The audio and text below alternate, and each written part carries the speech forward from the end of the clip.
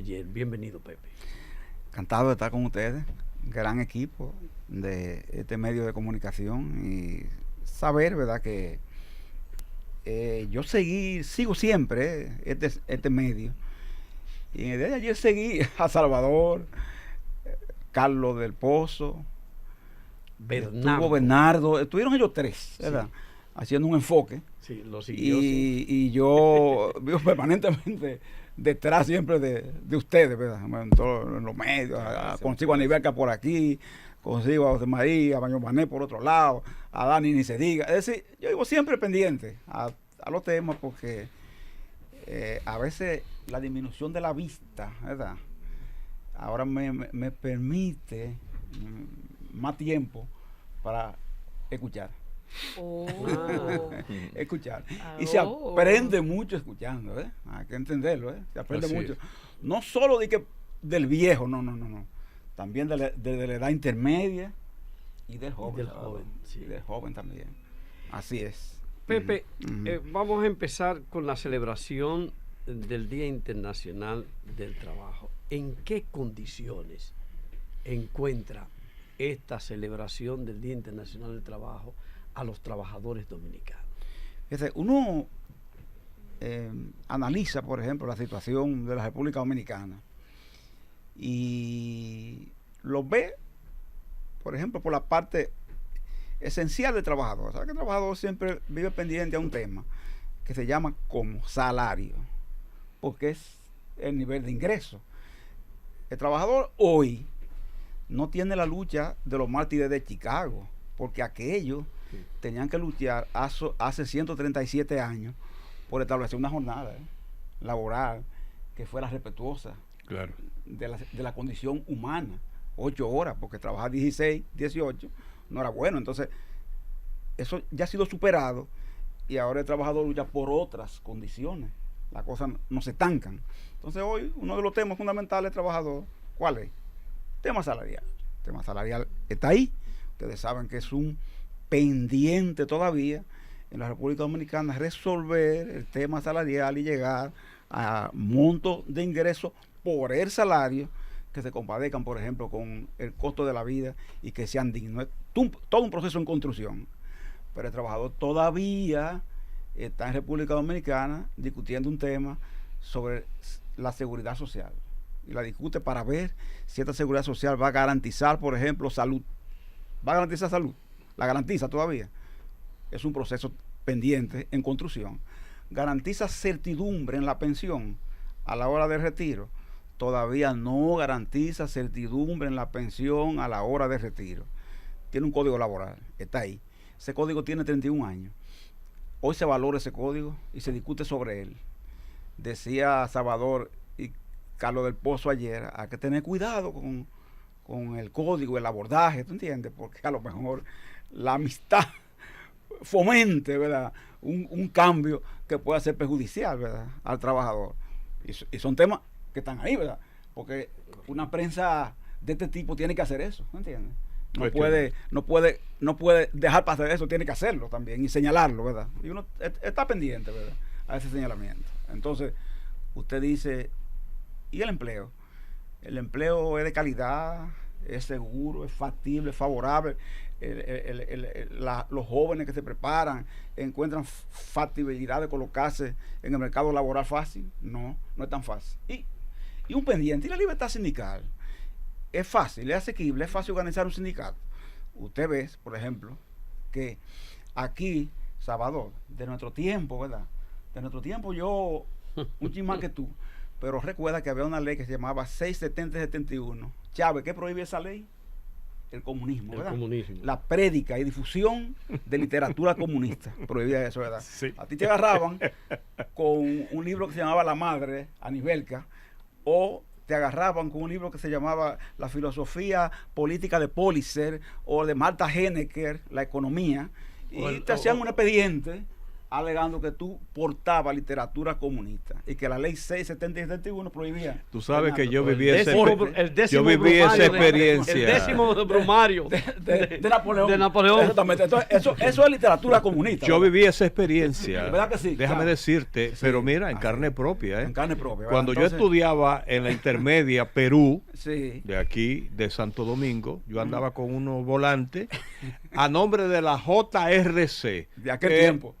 Sí, que en su texto completo era Juventud Revolucionaria Cristiana. En ese tiempo, Entonces era repudiando la visita de un personaje procedente de Estados Unidos en visita Rockefeller, oficial a la República diga que Dominicana. Rockefeller. Ese mismo. Hermano, dígalo. Pero ¿cómo Es tú sabías Rockefeller. que era ese? Bueno, el asunto Porque me fue... acuerdo todo lo que pasó. No. Mira, el asunto es que en la Duarte, en la José Martí con París, una patrulla de la policía nos requisa y encuentra los volantes que yo tenía en mi maletín. Maletín, no, ¿cómo le llaman? Bultico. Sí. Andaba siempre, nosotros andamos siempre con un Y bultico entonces me dice, así. bueno, pero son actividades comunistas. Digo, no. Mire, ahí dice JRC, Juventud Revolucionaria Cristiana. Y me dice, no, Juventud Revolucionaria Comunista. ¡Vamos! La sé. Oye, me ficharon a mí. Exactamente. como- Entonces, por eso te hacían una ficha, ¿verdad? Hoy Sí. hay que decir que eso ha sido superado, ¿eh? Ya eso, afortunadamente, no existe, ¿verdad? O no te le ocurriría a nadie de que detener una persona de que por porte de un libro, ¿verdad? De ese tipo, de esa naturaleza, ni por predicarlo siquiera, ¿eh? Más, en las empresas tú puedes decir fácilmente que tú eres de un partido comunista y no pasarte nada. Ahora, si tú dices, Nada, que, absolutamente. si tú dices todavía que eres de un sindicato o que planifica un sindicato, te puede pasar algo. Te puede pasar algo, ¿verdad? No te van a matar como antes, ni el exilio, ni la victoria, tú ves, pero puedes perder el empleo. Sí, te podrían cancelar. Si tú dices eso, puedes perder el empleo si te cancelan. Entonces tú dices, bueno, entonces sigue siendo un pendiente la libertad sindical. Sí, lo sigue siendo, porque aunque está consignada en el código, convenios internacionales, Constitución de la República, sí, todo el mundo declara que no se opone a eso, pero en la práctica, en muchas empresas, no es tan fácil concretizarlo. Entonces, todos son pendientes y por eso, Salvador, decimos que en la vida se pierde, se gana, ¿verdad? Se logran avances, también se pueden producir retrocesos, pero en definitiva todo termina siendo un balance. Esa es la verdad. Y yo jamás vendría aquí a predicar un pesimismo absoluto, diciendo que nada ha valido la lucha de todo el mundo, ni todo lo que todo el mundo ha hecho, ni la sangre derramada, nada ha valido, y que seguimos, y que estamos peor que en el 1886, cuando la masacre de Chicago. Yo no voy a venir aquí a decir eso, ¿me entiendes? Porque creo que no es verdad, y que de algo han valido la lucha y los sacrificios de muchos. Claro, Aquí mucha gente, claro. yo me encuentro, que te dicen, yo soy de 14 de junio, fui de 14 de junio, de los fundadores. Tú le preguntas ahí, y te presentan un panorama, mira, así, gris. Y te dicen que nada ha pasado, Chávez, en todos esos años. Entonces tú le dices, ¿y tu inversión de tiempo? ¿Y tu vida que dedicaste a eso? Y entonces, ¿qué sentido tuvo si tú has llegado aquí hoy y dices que esa inversión de tiempo, de acción, de sacrificio, no valió nada? De algo tuvo que valer. No, porque muchas veces la idea era apostar al todo. Y hay procesos que hay que construirlo de manera gradual y progresiva. Y eso se ha logrado en este país. Así es. En la vieja tradición sindical, por cierto, Pepe, lo que uno recuerda es que las reivindicaciones, las luchas por alcanzar conquistas para los trabajadores se desarrollaban fundamentalmente a través del paro, a través de la protesta, a través de la denuncia. Parece que con el tiempo ese método ha ido cambiando y encontramos, por ejemplo, a un liderazgo sindical, laboral en la República Dominicana que en la conmemoración del Día Internacional del Trabajo se reúne con el presidente de la República, como se ha reunido el presidente de la República muchísimas veces con el liderazgo empresarial. Ciertamente, ¿no? ¿Qué ha llevado al liderazgo sindical de la República Dominicana a cambiar el método de la lucha, de las gestiones para mejorar las condiciones laborales y de vida de los trabajadores? ¿Y qué tanto ha avanzado a través de esa nueva metodología? Bueno, ya uno a veces piensa y dice, bueno, el código de trabajo que tenemos nosotros actualmente, con todo y su defecto, a pesar de los pesares, es uno de los códigos comparativamente más avanzados de América Latina, que queda ahí, porque en todos los códigos elaborados latinoamericanos se ha hecho contra revisiones. El único código que ha permanecido con un carácter permanente por 31 años es el código actual. Muchos dicen que es un código garantista del trabajador, proteccionista, hasta la exageración. Sí, Dicen mucho. se dice. Sí, y que por tanto hay que desmontarlo. Y ustedes saben que hay una prédica constante contra la cesantía laboral. ¿Entiendes? Sin embargo, ese código, ya me parece mentira, que fue obtenido cambiando el método de lucha, porque fue el fruto de un diálogo tripartita que se llevó a efecto. Y a partir de ese código, muchas de las situaciones que antes veíamos nosotros, básicamente de las huelgas particulares por las empresas, buscaron un método como de resolución de conflictos que han permitido que en lugar de que explosionen actos violentos en las empresas o huelgas de carácter generales, pues pueda haber métodos de soluciones que sean básicamente concertadas. Sin embargo,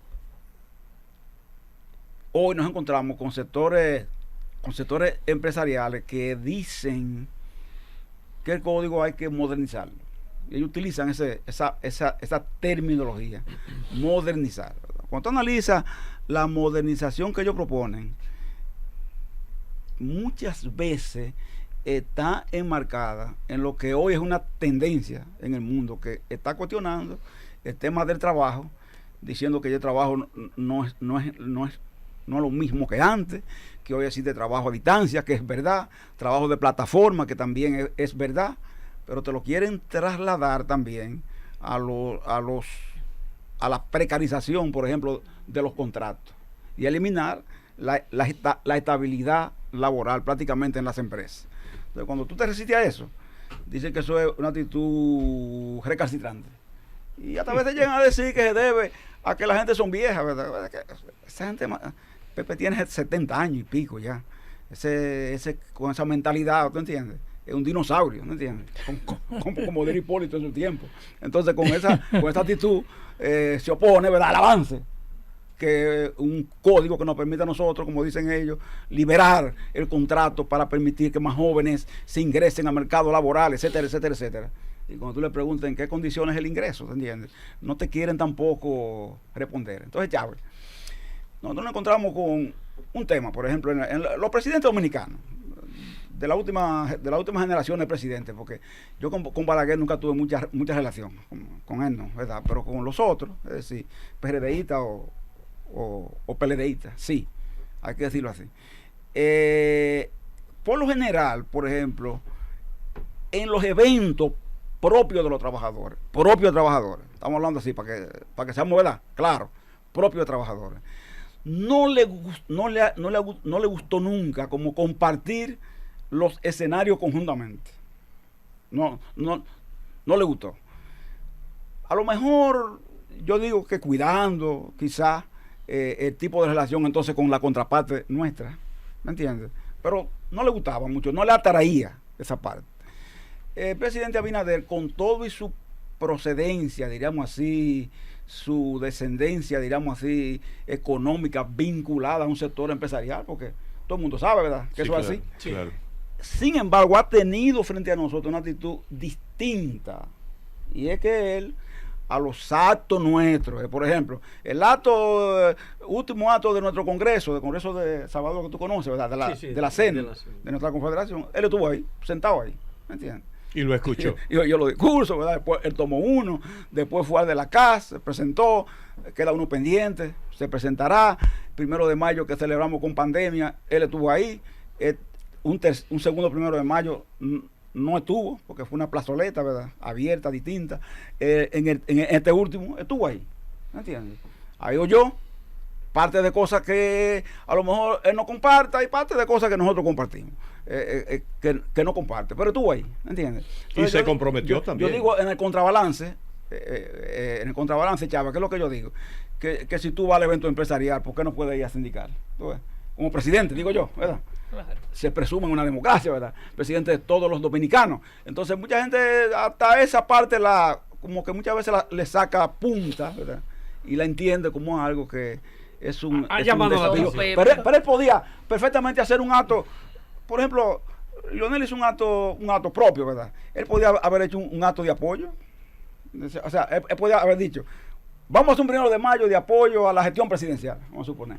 Y Leonel un acto de apoyo por el costo de la vida, y había 2 marchas distintas, ¿verdad? Eso es lo que dice la gente que le extraña, que ustedes... Y nosotros, Bernardo, hacíamos la nuestra privativa de las centrales. También pudo ser así. Eso es lo que le extraña a la gente, que ustedes le sirvieron de plataforma al presidente de la República para el día 1 de mayo celebrar una actividad que, con el discurso del presidente, a nadie le quepa duda que había un poquito más que deseo de trabajo.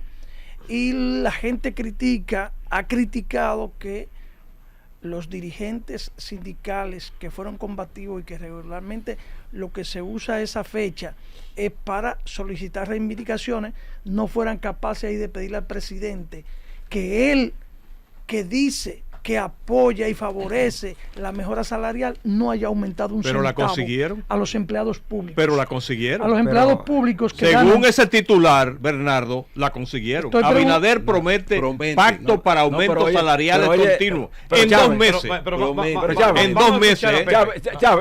Termina, Bernardo, de preguntarle a Pepe, esa parte. Para que Pepe entonces te responda. Que no le exigieron al presidente, ni le han exigido que aumente, porque el presidente él mismo y todos sus funcionarios lo alaban por haber conseguido aumento salarial en el sector privado. El presidente no tiene nada que ver con eso, pero en el sector público hay gente cobrando 10,000 pesos y el gobierno dice que el primer quintil a través del Banco Central, la comida le cuesta, la canasta básica le cuesta alrededor de 25,000 pesos.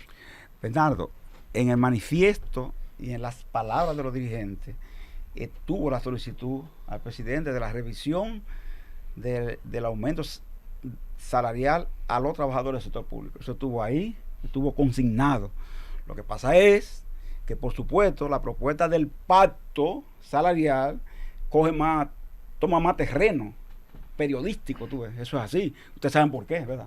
La conmoción que eso tiene, porque además el impacto que tiene, porque implica una revisión no solo de los salarios mínimos, un pacto salarial de largo alcance como el que él planteó. ¿Sabe lo que significa? Una revisión anualizada de los salarios, anualizada, que implique no solo revisar los mínimos, ¿entiende? Que es importante, porque aquí cuando hacemos el aumento salarial, ustedes saben que se queda en el mínimo. Es ir más allá y extenderlo a una revisión por área de la economía. Eso fue lo que se planteó ahí. Entonces, por eso adquiere una connotación enorme por encima de la solicitud concreta que se hizo de revisión en el aspecto de los salarios referidos al sector público. Eso fue exactamente planteado en el manifiesto y está depositado en los documentos que directamente se le entregaron. Eso no se dejó de plantear, ¿verdad? Lo que he dicho es que el presidente tiene quizá la capacidad de oír al contrapeso, Y es importante que alguien tenga la capacidad de la presidencia de oír el contrapeso, ¿verdad? Porque hay gente que se caracteriza precisamente por eso, por no ser capaz de una audiencia como esta, ¿verdad? Como la que está aquí, en un interlocutor como ustedes, como los que están aquí, oír una posición de contrapeso. No tiene la tolerancia para hacer eso. Y en ese sentido, hay que mirar la tolerancia para hacer eso. ¿Quiere decir eso que porque haya tolerancia necesariamente te la va a conceder? No, usted tiene que saber que no necesariamente es así. Y el que cree que es así, se equivoca, ¿verdad? No está en este mundo. Pero, Bernardo, no hay ahí de que alguien se prestara de plataforma para hacerlo, no. Otros presidentes en diversas ocasiones han sido invitados a actos y no han ido, ¿entiendes? Así pasa con mucha gente. Mira, en la campaña electoral, por ejemplo, todo el mundo sabe que en las elecciones los dirigentes sindicales se meten y demás. Nosotros invitamos a nuestro local a varios candidatos. Don Pepe. ¿Y cuántos fueron? De los que invitamos. Ninguno. Sí, fue ese Abinader fue, y fue Guillermo Moreno, 2. ¿Me entiendes? Otros no fueron, ¿me entiendes? Entonces, tú no eres culpable de que no vaya, ¿verdad? Entonces es una invitación abierta, eso es así. No se le invitó a una polémica, para que no se crea tampoco, ¿verdad? A una polémica entre ellos, sino por separado, ¿entiendes? Don Pepe, la semana que viene se van a cumplir, y yo sé que hay una serie de actos oficiales, sobre todo que lidera el Consejo Nacional de la Seguridad Social, porque la Seguridad Social cumple 22 años en República Dominicana.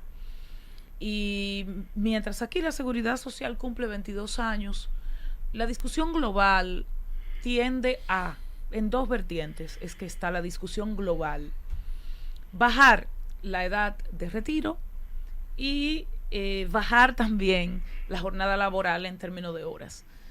En República Dominicana esa discusión no ha llegado. Aquí quizás el reclamo más sentido es que se cumpla lo que dice la Ley de Seguridad Social en cuanto a atención primaria, en cuanto al copago, en cuanto al plan básico de salud y muchos etcétera. Ahora, al cumplirse 22 años, Pepe Abreu, que ha sido un pilar importante en todo el proceso desde cuando no teníamos Ley de Seguridad Social, ¿qué expectativa tiene usted de manera puntual? ¿Usted entiende que existen las condiciones para que al menos, yo le diría, en los próximos 3 años, para ponerle un ciclo, se pueda modificar para fines de mejoría la Ley de Seguridad Social? O por lo menos implementar una iniciativa de las pendientes, por ejemplo, el plan, la atención primaria. Sí, puntual esa pregunta, y hay que decir que la comisión esta bicameral del Congreso, el último planteamiento que ha hecho es que ellos han avanzado y que se aprestan ya en la próxima legislatura a presentar el tema de a qué ha podido convenir la Comisión de Seguridad Social y Trabajo, que es una comisión conjunta, ¿verdad?, de ambas cámaras. Lo que es importante, porque ya por lo menos pondrá, ¿verdad?, en contexto la discusión desde un órgano responsable, el primer poder del Estado, nada más y nada menos, por lo menos en teoría. Entonces, ese planteamiento ya va a implicar que el país, bueno, se irrumbe en la discusión del sistema de seguridad social, tomando en cuenta, a nivel, lo que dice. Esa ley consiste, eso hay que decirlo así, intereses de todos los colores. Y ya sabores y formas. Sí, y formas. Y ya hay personas, ya hay instituciones que han dicho que lo que se va a presentar es un mamotreto, sin conocerlo. Ya anticipadamente, ¿verdad? Se ha dicho. O sea, sin haberse entregado oficialmente. Ya se dice, ¿verdad? Eso es un mamotreto, ¿me entiendes? Entonces, imaginémonos qué implica una discusión que es anticipada por actores, ¿verdad?, que plantean eso antes de que el proyecto sea, de que el anteproyecto, ¿verdad?, sea definitivamente entregado en base al consenso a que llegó la comisión bicameral. Va a ser una discusión grande, enorme, como tú dices, ¿verdad?, a nivel aquí no hemos podido siquiera definir un tema elemental que es la atención primaria. Y eso está ahí en la ley, ¿verdad?, de inicio, y ha habido que aplazarlo, contraplazarlo, mantenerlo, y definitivamente ha terminado no aplicándolo. Otros países, como dicen, en el mundo, ¿verdad?, en una etapa distinta, edad de pensión, edad de retiro, esperanza de vida, cosas así. Ya no es seguridad social, sino protección social. Eso es otro mundo, ¿verdad? Pero en el mundo nuestro todavía seguimos en una etapa prácticamente de construir los elementos elementales hacia un sistema de seguridad social, para entonces, después que se aplique y se constituya y se ponga en movimiento, intentar entonces un proceso hacia el desarrollo de ese sistema.